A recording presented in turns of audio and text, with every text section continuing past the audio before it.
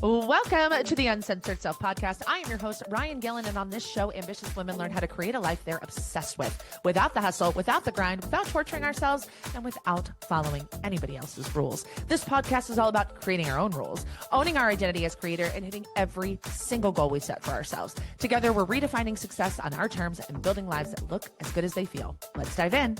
All right, guys, welcome back to a really fun conversation that Roberta and I have been looking forward to for quite some time. Roberta is a friend of mine, a client of mine, and just an all-around awesome human who we've been on like kind of parallel journeys. Is that what you would, we've been kind of just going back and forth with like, how do we exit the programming around work and money and joy and fulfillment and find joy in our day-to-day lives. So I always think it's awkward to read people's bios. So I'm going to let Roberta introduce herself and tell you her story. All right. Hi, I'm Roberta Ravella. I'm the founder of the Joy Experiment, which is a recent thing. I think I'm like 2 steps behind you, Ryan, in some things for sure.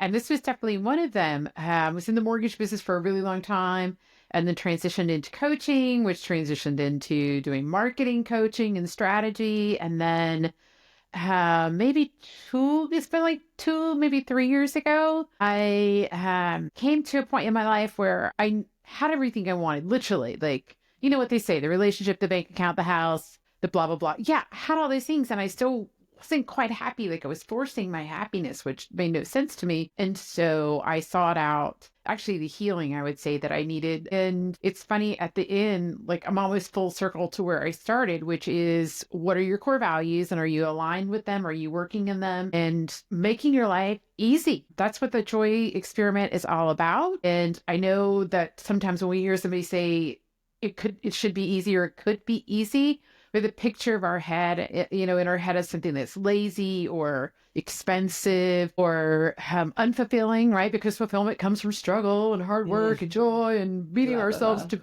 a million pieces, but it doesn't.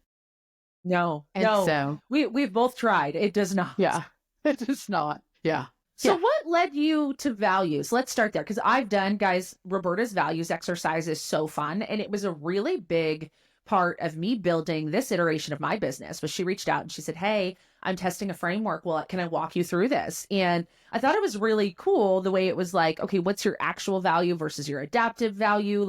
But what is it about values that's always been the driver of this for you? Yeah. So it started back when I was in the mortgage business, actually, because I was told, and I did a lot of things I just really didn't want to do. And it was like, fight through it, fight your self-talk. Everything you want is on the other side of this. And I finally came to the conclusion that I don't value any of this, right? Like my bosses valued legacy and they had big families and they wanted to be very wealthy, which is fine. There's nothing wrong with any of that. They also just were very different people than me. And I'm like, no wonder this doesn't work out for me. I don't want any of this stuff. Like, not that I don't want, to be wealthy or whatever, but you know what I'm saying? It wasn't my core driver. So I actually came in through John Maxwell, does a lot with values, which is cool. Yeah. And so I had done all of that and I had those values. And then when I started doing this work, the lady that I was working with, she was like, yeah, those are cute. And I'm like, what? And she's like, they're all adaptive, Roberta. Ooh. And what I was doing was fighting my core values. I had spent a long time. One of my biggest core values is fun and play. And yeah, I think I did a video that said I came out of my mother's womb like, this should be a lot more fun than you people are having. And people have been fighting me since that very day, right? Like, grow up, be serious, life's not a party, all the things around that, right? And I also had a definition then of what fun should look like that was only party and only separate. And, when I would say, can't we make this fun? They'd be like, you know what? Shut up and make your phone calls. You make a lot of money. You're in sales. That's what we do.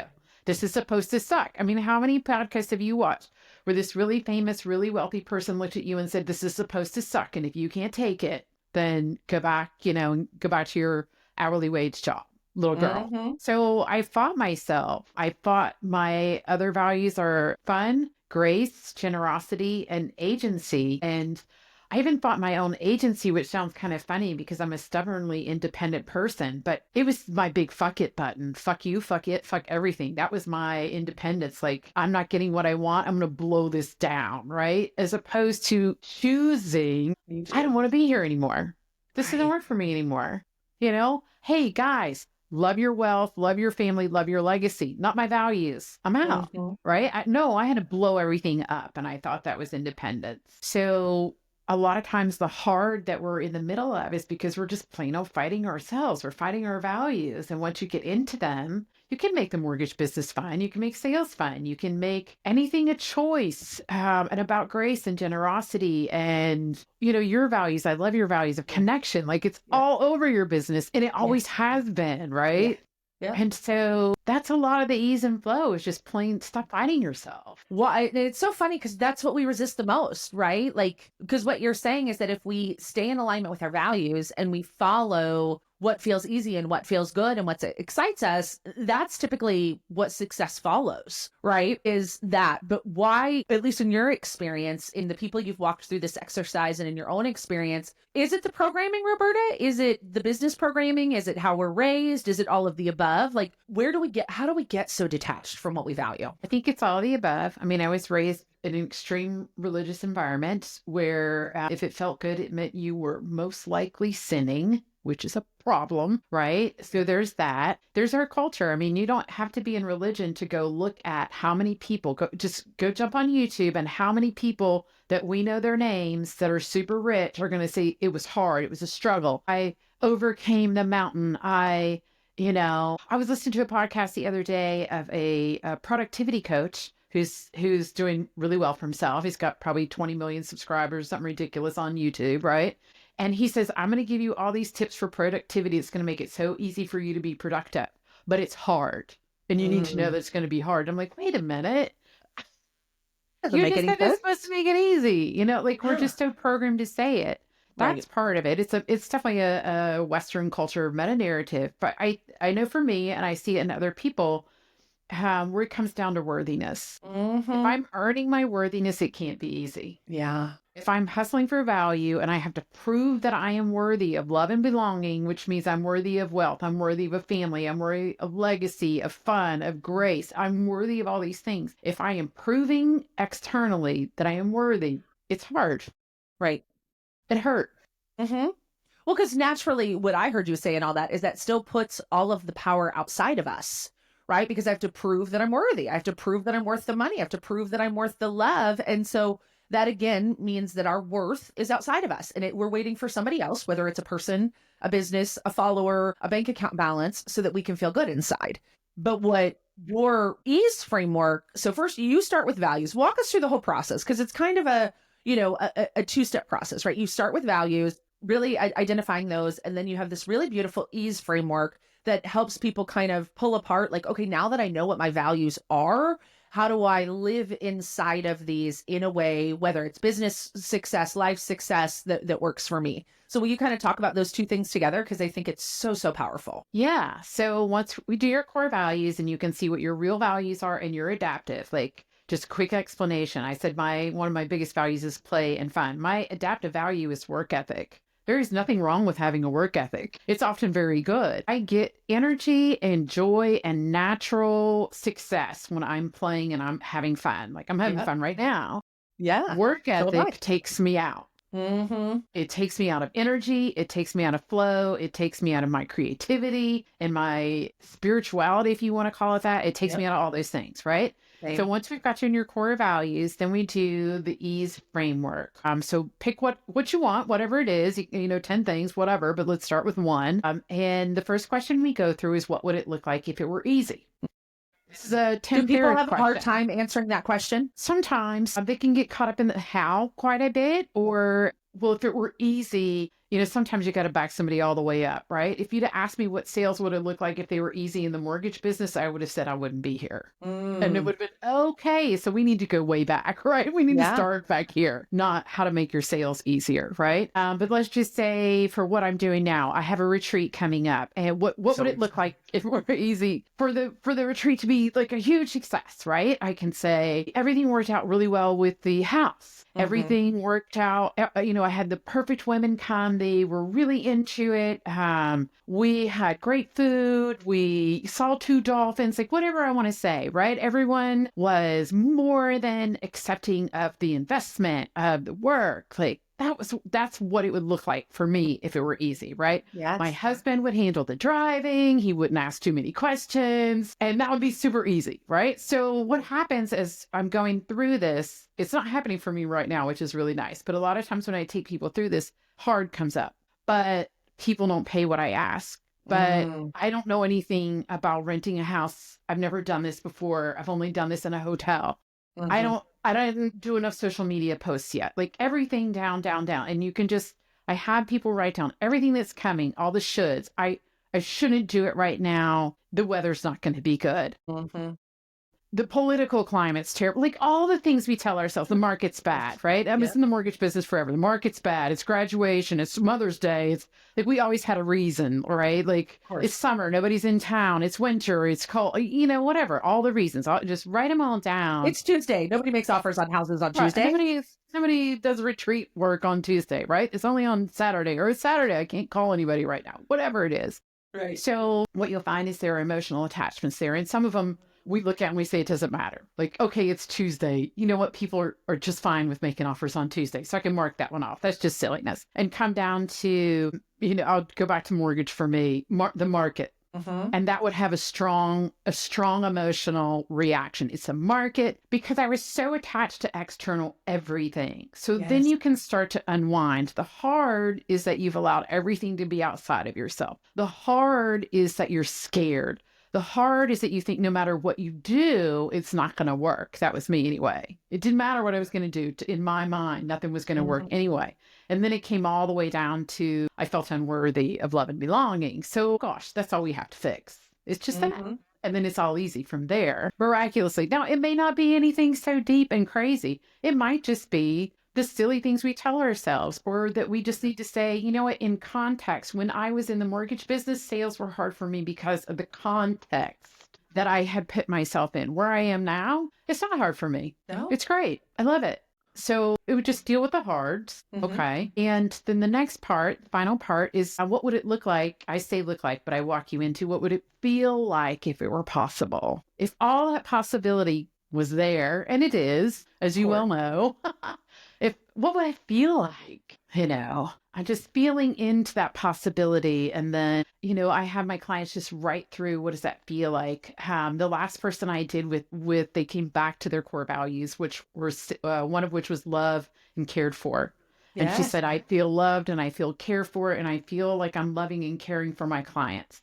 So it just plugged right back in so nicely. And yeah, then it all becomes energetic and you're like, cool, like who do I call first? Yes. As opposed to when you're in hard, it's like, all right, how do I force myself to do this? Yeah.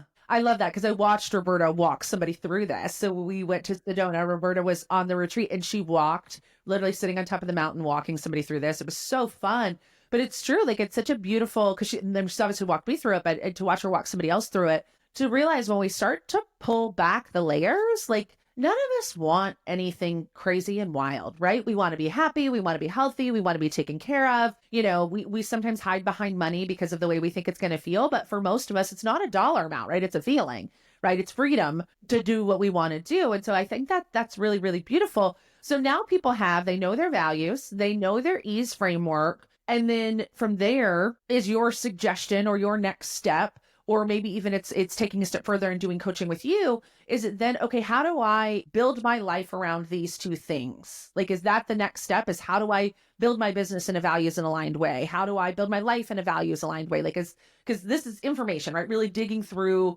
you know, sorting through all the shit in our brain. And then you're like, cool. Then is it, how do I live by this? Like, is that the next step in the process? Yes. So the things that tend to pull us out of where we want to be are our environment.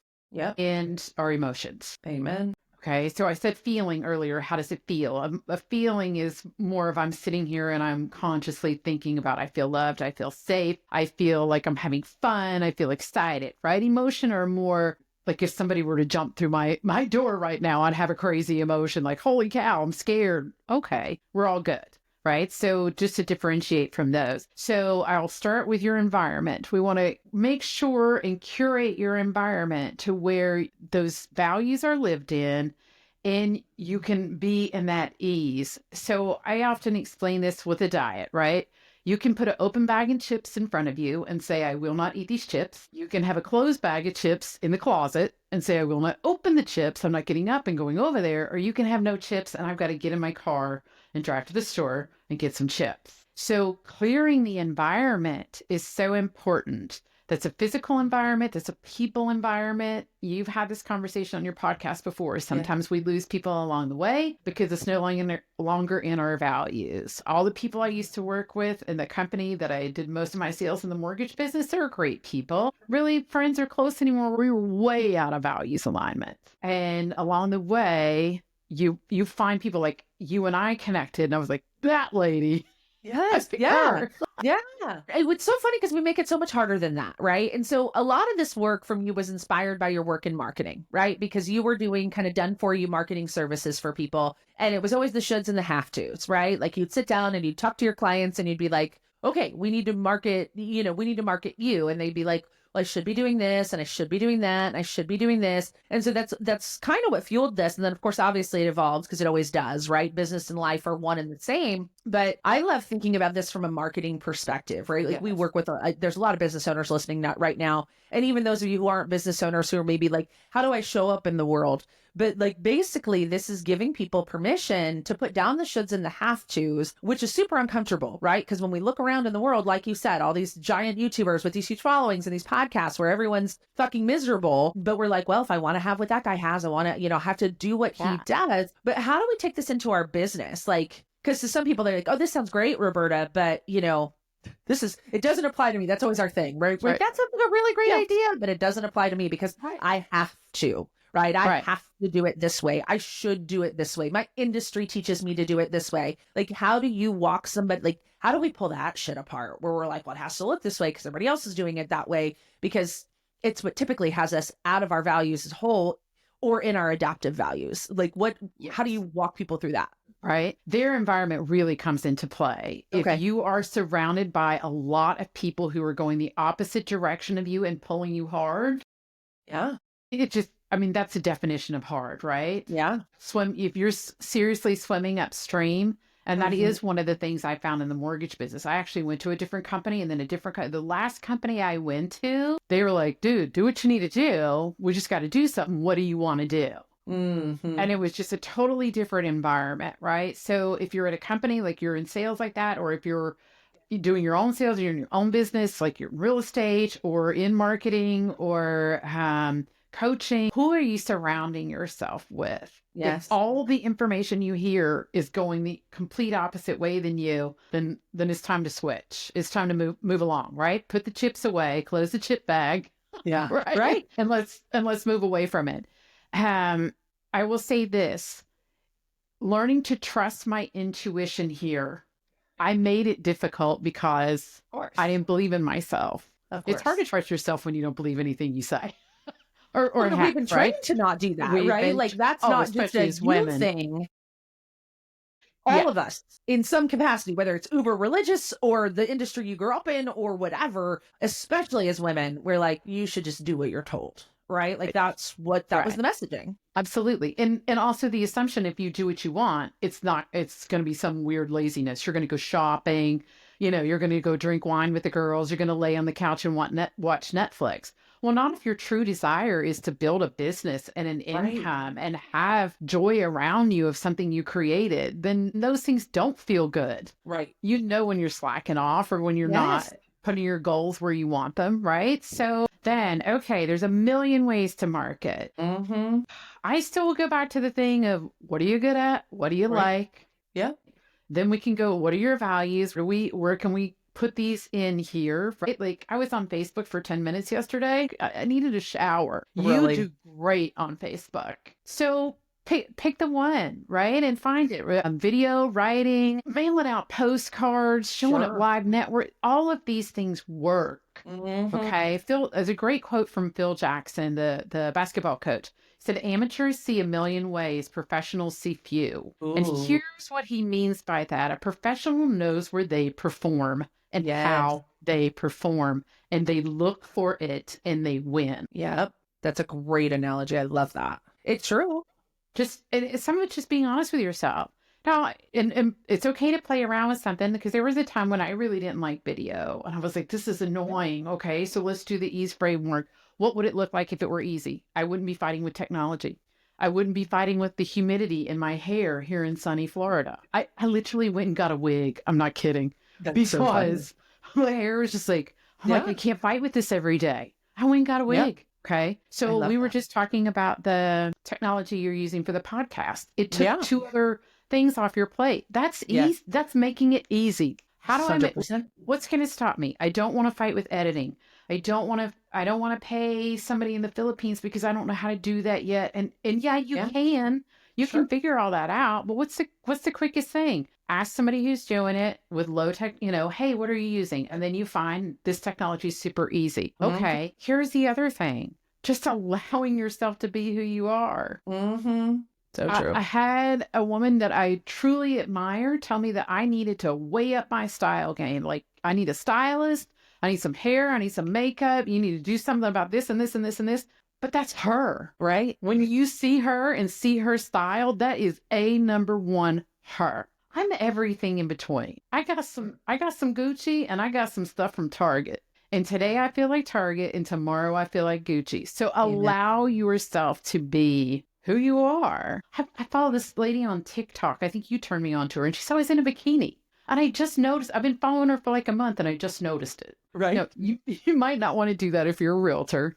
Sure. Whatever. But allow your authentic self to come out and guide you in this. And just because Ryan's killing it on Facebook doesn't mean I need to be there. No. It's an energetic alignment. And once we get into hearing ourselves, you'll know this just isn't right for me. And I think the most challenging part of the work is believing it, right? Like believing that it can be easy, right? Because your values and your frameworks, like they flow so beautifully, but it's just like unconditioning ourselves from the idea of it can't be that easy, right? And I will tell you, the more I lean into ease and my values, as Roberta has walked me through them, the easier and easier and easier my business gets. And I will not lie to you and tell you that I'm comfortable with that. Like today, this is literally the only call I had on my calendar today. And then of course my kids had a snow day and I'm like, well, let's do this fast.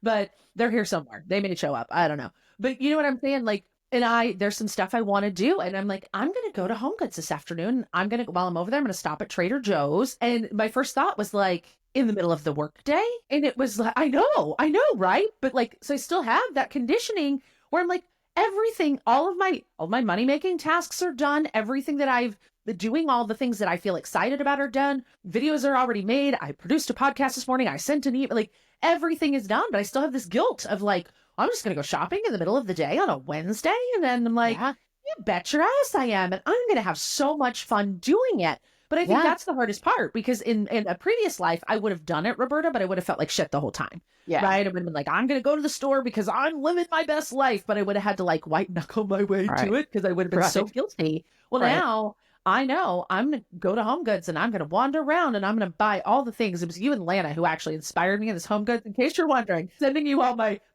receipts. Like you can Venmo me this total because it's your fault. But anyway, you know what I'm saying? Like it's just, but it's like, to me, do you agree? Like, is that what you see with your clients? Is it's like going through these exercises are beautiful and they're fun and they're inspirational and you feel so good, but it's like unwinding the conditioning to the point where we can allow it to just be that easy. Just be. I was talking to one of my friends the other day that we talk all the time about business, and she's got a big business that she built. She sold a business, she wrote 2 books, the whole 9 yards, and now she's got a different one. And she's like, well, I never tell anybody I only work 20 hours a week. I'm like, I don't blame you, because they say you're part-time, you're partially retired. They don't want to call you. They're like, oh, what are you at the beach? Whatever. And it's giving up the need to explain herself. Giving up the need to explain myself. I don't need to tell you why I'm at Home Goods or even where I'm at. Right. And it's not hiding. I've done that before where I'm hidden. Amen. Certainly. But it looks how you make it. And she was saying to me, do you think I'm part-time? I'm like, I looked at your income. I don't think that looks very part-time. Right. Do you feel part-time? She's like, do you want to work more? And she's like, no, I want to work less, but I want to make more. I'm like, cool, let's do it. because think it's that's so possible. it is possible when you allow it to be possible. And I that's why I just really love these frameworks for people that, need that, right? Some of us ebb and flow in, but some people really need frameworks. And that's why I revisit the values thing that you pretty regularly, right? Like where I'm like, okay, is this in alignment? Because especially when you're an ideas person, like so many of the people we work with and we're surrounded with, right? There's no shortage of ideas. It's just then, does this idea stack up with my values? How do I put this through this ease framework? Because sometimes I think we make things harder for ourselves just because, Absolutely. that's just our conditioning. So I think it's so fascinating. But one of the things I want to visit before we wrap up, I want to talk about your value of fun. And if you'll allow me, because you struggle with that a little bit, right? Sometimes, Because again, you love fun so much, but your whole life, career, professional, at home, everything, you having fun was like, people aren't going to take you seriously. You're never going to find a husband. You're never going to be good at this job. Like the messages that you've heard, what is the work Roberta does every day to prioritize fun? Because I know it's a muscle you're building, but will you share that? Because I think a lot of people are like, well, fuck yeah, of course I'd love to have fun all day, Roberta, but I got bills to pay, So like, absolutely. I'm sharing this because that's not easy for you to prioritize either, right? Just because you're aware that fun is your highest value does not mean it's easy for you to live in that because of your programming. What do you do every day to make sure that you're prioritizing fun, just to kind of give the audience some practical ways to implement this in their life? And one of the things I do is I'm super controlling about my morning. Yes. So it's quiet when I get up, and I take my time with journaling, reading. I may do some breath work, do the walks on the beach, work out, whatever it is. I have a list of a few things. No news. Amen. Jeez Louise. Even No. just in the text messages, I finally started texting some of my friends, please don't text me the news. Love you. Right. I don't, and unless I'm able to go somewhere and do something about it, it is nothing but misery. And I will focus on it. So if there's something that brings that focus to you, that's out, that pulls you out, that's again, environment, right? Yeah. And the other thing is practicing just allowing it. So maybe a year or so ago, I was doing a lot of podcasts, and the reason I bought the wig was my hair. So I would have this massive fight with myself, like, oh shit, is my hair going to look like crap today? I'm going to have baggy ass. What am I going to wear? The lighting's wrong. Like I would just come into it with this is going to suck. But I'm going to do it. I'm going to talk myself down. I'm just coming into it as it's going to be fine. It's going to be fine. The hairs are going to be fun. I'll give myself a little extra time if I need it. I find the lady who helped me a lot with my values and taught me a lot of the framework, she used to say to me all the time, time is a lazy river. And you said that, you must have said that a dozen times when we were in Sedona. And I loved it, right? Because I go into go, go, go, go, go. And you were like, right, time's a lazy river. And I'm like, damn right it is, Roberta. Like I loved every reminder. Because that's part of the thing that gets us out of ease. And for me, it's not fun to feel rushed. Like I'm like, my makeup's not on. Ryan sent me a new link and I got to find this and I got to do that. It's like, you know what? Time is a lazy river. Amen. And the other thing that I allow is for people who look at me and say, well, I don't know what you're doing, but that doesn't look like work to me. I need to call someone else. Have a nice day. Bye-bye. Yes. I worked on that in the mortgage business, but I would just get pulled back in. Like you lost a client, you lost a commission. That realtor knows everybody. Who do you think you are? Who do you think you are? You don't have to answer the phone on a Saturday? Really? Everybody does. No, they didn't. I knew people who literally said, if you do not finish your work on Monday to Friday, we will be back on Monday. Yeah. And did not feel guilty about it. It is all possible. It's just, like you helped me a lot with, I actually have a box here I kept on my desk from Christmas. You were like, that. Berta, you need to find a way to put fun and joy and work in the same box. And I literally kept this box. It's my box with work and joy and fun. They're all in this box. Yes. Doing their thing. So if you need visual cues, like, you know what I'm saying? Like, totally.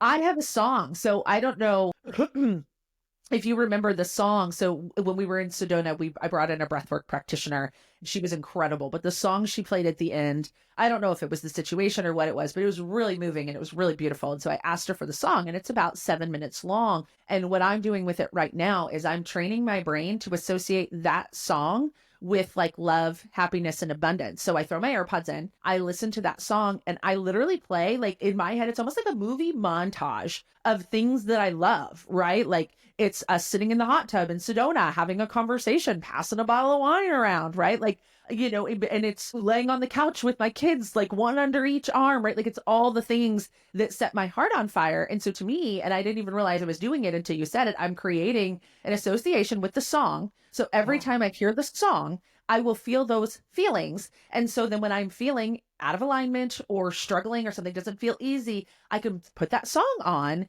and it will bring up all those feelings. And so I didn't even really realize I was doing it until you said that, but like building in those tools and those cues, right? Like just like productivity experts tell you to build in habits and time blocking and all the stupid shit none of us want to do. Like we can do the exact same thing with this work, right? Put your box there, find your song that you love, put the picture. I had you once send me a picture. You sent me a picture from the beach and you were like, Ryan, this is what abundance feels like to me. And I'm like, yep, that's it. Every time you feel shitty, you pull that photo up, right? Like, I think it's simple, but it's, you know, outside of the box a little bit. Yeah, it's just allowing, right? I'll work on the beach. I'll go out to the beach. Here's the other thing. I do some arts and crafts, different things. Like I've done picture frames with seashells on them. I started painting jeans, you know, whatever. But whatever it is for you, like one of my marketing mentors, Perry Marshall, is big in the marketing world. He builds speakers. Like anytime he can't figure something out or he runs into a wall, he runs into hard, he stops, tells everybody he'll be back, and he goes and builds speakers. And he's like, sometimes I solve my problem while I'm doing it. Sometimes I just relax my nervous system enough to be able to walk back over when I'm finished and turn the laptop back on and finish again. Or you can sit there and struggle with it and fight with it and fight with it, which is what I used to do because that's discipline. Yep. That's when you're motivated. That's the struggle that you're supposed to have, right? Such man energy. Right. You know, both of us are like, ew, gross. And nobody wants it.